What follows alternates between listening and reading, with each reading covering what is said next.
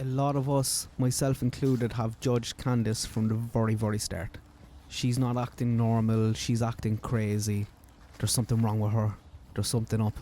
But if you look at mothers who have missing kids, or who've gone through that, they always say the same thing. You don't know what to do. You could go one way or the other. And these people, although in most cases have acted very, very differently, I think would have a lot more empathy towards Candice and a lot more empathy towards her situation because they've gone through it.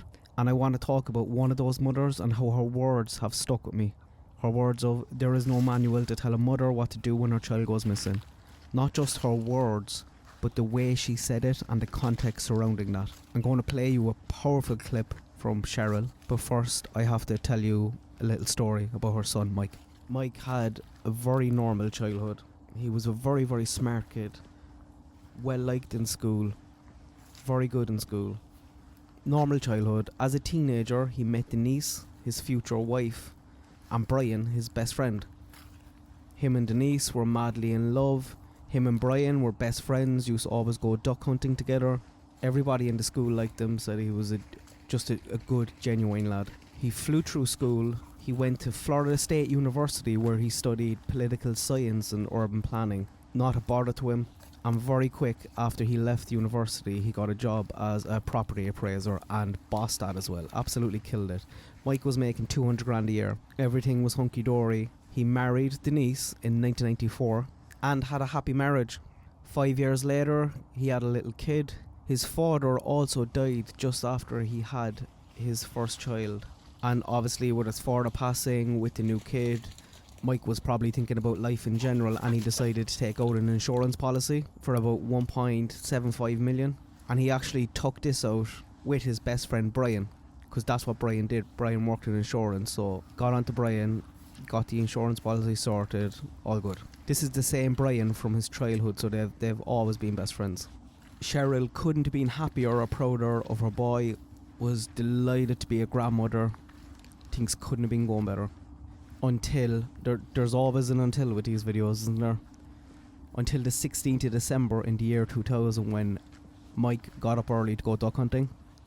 He wasn't going to stay long, he wasn't going to be there all day, because it was actually the 6th anniversary of his marriage. So he planned on coming home at midday, before midday, and they were going to celebrate for that day. At 12 o'clock, Denise began to get a bit worried that he wasn't home, so she called her dad. She called Brian, his best friend, and the three of them went out there looking for him. They found his car by the lake, nothing else. They called the Florida Fish and Wildlife Conservation Commission, and a search began, but there was a storm in the area, so the search was called off pretty fast after it just began, and they were focused on where they found the car. They did find his shotgun inside that was in the case, which was a bit dodgy, because shouldn't have he having that with him. They started thinking about what could happen. There was a lot of stumps in the lake, so they were thinking maybe he fell in and drowned. Maybe that's what happened, Mike. Was it a boat accident? They searched the lake looking for Mike's body for 2 months before the search was called off. Cheryl was doing absolutely everything she could at the time. Everything she could. She hired private investigators who went out and searched it again, started searching the lake. And they noted that there was many alligators around the time that he went missing, and they were pushing the theory against her that he drowned and was eaten by alligators. Now during this time, Cheryl was heartbroken, and many of her actions and things she was doing people would see as a grieving mother or somebody in denial. 6 months later, they found his waders and his jacket in the lake, and inside his jacket was actually his fishing license. Again, Cheryl wasn't really having it, even though this put a lot of closure on it. For some people, they're like, oh yeah, he was definitely in the lake. She was saying things like, why aren't the boots have alligator bite marks on them? Why don't they look damaged? They've been in the water for 6 months, they look fresh. Again, people just put it down to, this is a grieving mother, she's in complete denial, she loved her boy, she can't accept it. And 1 week later, Mike was officially declared dead. But little old Cheryl was not having it at all. So much so that she actually had an argument with Denise, and Denise told her, look, if you keep pushing these and keep going on and on about it, I'm going to cut you off from contact to your grandchild. And she says, instead of this being the moment where she stopped and let go and accepted it, It was the complete opposite. This was the moment where she knew something was up. And lo and behold, Denise got her 1.5 million from the insurance policy. Brian, his best friend, divorced his wife, started hooking up with Denise. Cheryl, in the meantime, was completely cut off from them. She was seen as crazy.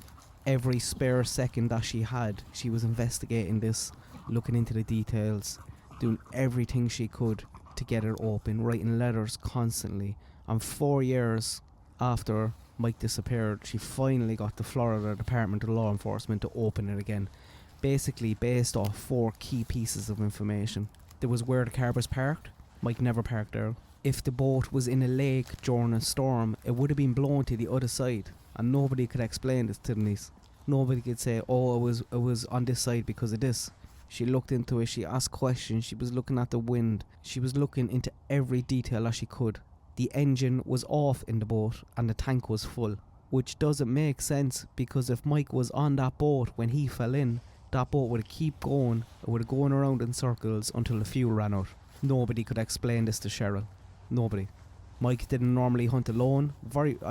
She said she doesn't think he ever hunted alone. And then a few other things started coming up as well. There was things like the alligators don't eat in the winter, where his waders were found, where his boots were found. The location didn't make sense at all, and they weren't damaged. There was no bite marks on them. They didn't look like they've been in the water for 6 months. And Mike was very smart. He wouldn't be wearing these waders on a boat. He's not an idiot. He wouldn't have done it. And then obviously the insurance policy as well. Once that came to the fore, the police were like, let's have a good look at this. And they did, and they tried, but they got absolutely nowhere. And the case was closed in 2008. Cheryl must have been heartbroken by this, but it didn't stop her at all. She kept going, she kept putting the pressure on. And she had some valid points. She made phone calls every day, she wrote letters every day, and after a while, and there was investigators that thought there was something up, but what can they do if people weren't talking? They have no evidence. What can they do? So they stopped answering her calls, they stopped calling her back. They told her if she wants to talk to them to write letters, and she did. Every day she wrote a letter. Everybody moved on with their life except for Cheryl. She was seen as this crazy old lady who never accepted that her son died. In 2012, Brian and Denise actually separated, and 3 years later they were divorced. Brian was very against the divorce, he didn't want it, and 1 year later, in 2016, he actually kidnapped Denise. She got into her car, she was driving along, next thing someone jumped over the back of the car, gun in hand, was screaming at Denise because she stopped answering his calls and answering his texts, begging and pleading with her, telling her that he never wanted a divorce, why did she do this? Said he's going to kill himself, and she managed to calm him down as best she could. She started agreeing with him, saying that they could talk about it. He said sorry for hiding in the car and threatening her like that, and he got out, he left the car. With him, he took a plastic sheet, a bleach bottle and some tools, and said sorry about that. Went off. She was like, don't worry about it, it's okay, I'm not going to tell the police. She lied. She went straight to the police, and they were always interested in talking with Denise because she wasn't talking to him about Mike. And they used this to try and talk about Mike. But Denise was very careful in all her interviews. She didn't want to focus on that. She kept bringing it back to, this is what I want to focus on now, this is what I want to talk about now. Brian had gone to lunch with a friend, saying that the police are after him and that his wife was going to start saying something about a guy who died years ago. But she didn't. Denise didn't open her mouth. She was very focused. You can find her police interviews online. She didn't want to go there. She was not going to talk about Mike. Cheryl was buzzing. This was the only bit of hope that she'd seen in years, and again she was back onto the investigators, asking and pleading with them to please find out what happened to her son. Mike was eventually arrested for the kidnapping on Denise and was sent to 20 years in prison, and lo and behold, the day after his sentencing, they found Mike's body. He was given immunity for saying what happened to Mike, and boy did he. He said he shot Mike, dumped his body. They started planning this about 9 months before Mike was killed. Him and Denise had been having an affair for years behind Mike's back. She didn't want to get a divorce. She didn't want the image of that. And also they had a pretty big insurance policy, so if they could make a bit of money out of it, why not, she thought. Brian said that the reason that he kidnapped Denise and the reason he was so freaked about the divorce was that he thought once divorced, Denise would throw him under the bus for this. But Denise never had any intention of going there. But Mike spilled the beans. Denise was arrested. He told everything. Here's him in court saying what happened. I had told him that we were going to go to a secret special spot to go hunting, and that he needed to bring his waders. I had to make sure that he brought his waders because the belief was there was kind of like there still is probably like a duck hunter's myth that if you fall overboard with your waders, you're going to sink really quick and drown. We got to that area that I knew was a deep area, basically stopped the boat and got him to stand up, and when he did, I pushed him into the water. I don't know if he was trying to swim or I didn't know what was going on, but what I came to find out or eventually realized was he was taking the waders and the jacket off.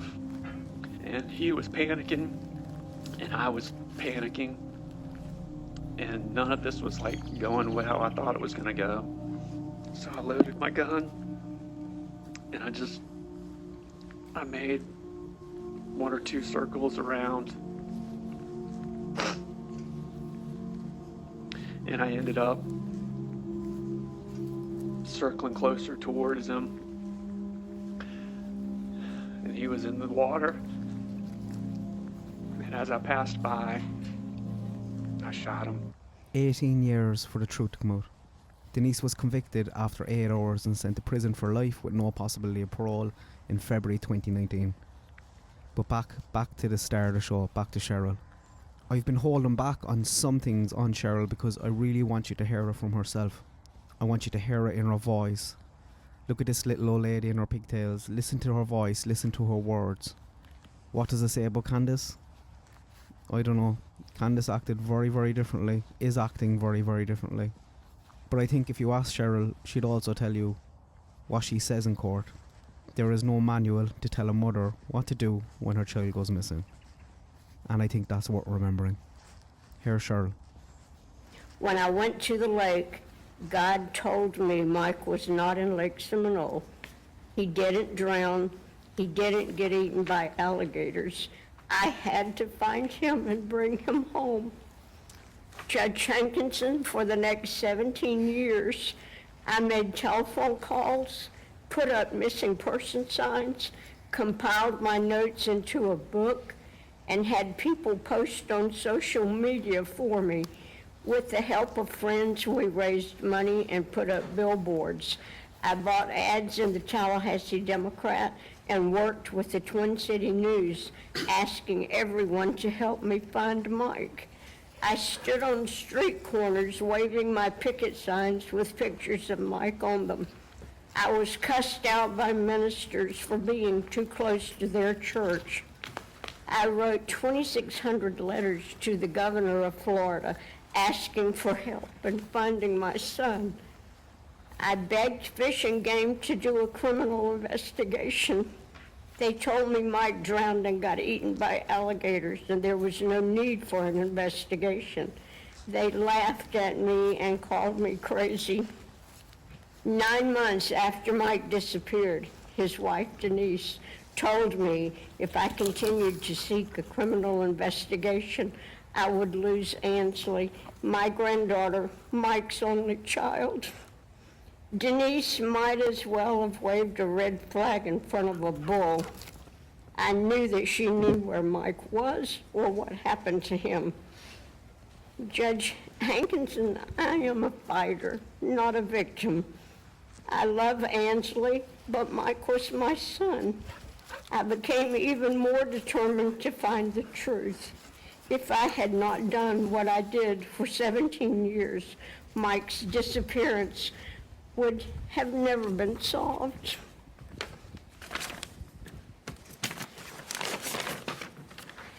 It took me 3.5 years to get FDLE to open an investigation into Mike's disappearance because the Winchester and Merrill families pushed the theory that alligators had eaten Mike. Fish and Game and FDLE should have known that alligators are ectothermic. They don't eat in cold water.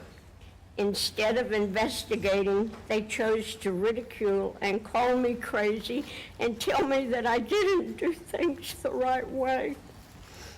There is no manual to tell a mother what to do when her child goes missing. I just did what God put on my heart to do. Judge Hankinson, not only did Denise kill my son, she stole my granddaughter Ansley, Mike's only child. For her entire life, Ansley was raised in a house with the murderers of her father, while being denied the love of her father's family. She was told that Grandmama Cheryl was crazy and would hurt her. I have had no relationship with her since she was 5.5 years old. Judge Hankinson, there is no amount of prison time that will bring Mike back to me. I don't know if I will ever have Ansley in my life again because of the damage her mother has done. I am asking you to lock Denise Cheryl Williams Winchester up for the rest of her life with no chance of parole. She has already lived 18 years longer than my son. She got to watch Mike's daughter grow up. Nick, Mike, and I didn't. Please don't allow Denise to ever be around any of her future grandchildren, because one generation of Williams children growing up around murderers is enough. Judge Hankinson, for the rest of my life, when I try to sleep at night, I will see my son clinging to a tree stump in Lake Seminole in the dark, knowing that his best friend is trying to kill him. I hear his voice screaming for help. I wasn't there to help him. It will haunt me forever. In conclusion, Judge Hankinson, we are in this courtroom today because of God, not Cheryl Williams. I am Mike's mother, and I did what God told me to do. My son's horrific death demands justice. With today's sentencing of Denise Cheryl Williams Winchester, I believe justice will have been served. Thank you. Thank you, ma'am. That's heartbreaking to listen to, but what a woman. What a woman. Thanks to everyone who watched yesterday's video, but a very special thank you to Blue Heaven and Miss Frankie Carey. Both signed up to my Patreon last night. I was a bit anxious about setting one up because I didn't think anyone would ever want to sign up for content that I make, so that support and the kick I got off that means the world to me and helped me make a bit of a longer video today. If anyone does want to check out my Patreon, the link is in the description. If you can afford it and support me and the channel, please do. I'd really appreciate it. And I'll try and give you good value for your buck as well. If you can't, that's grand. Don't worry about it. All the videos will still be on YouTube for free, and you can support me by watching them and giving them a thumbs up and commenting. I really, really appreciate all the support. Thanks everyone. God bless. Have a good day.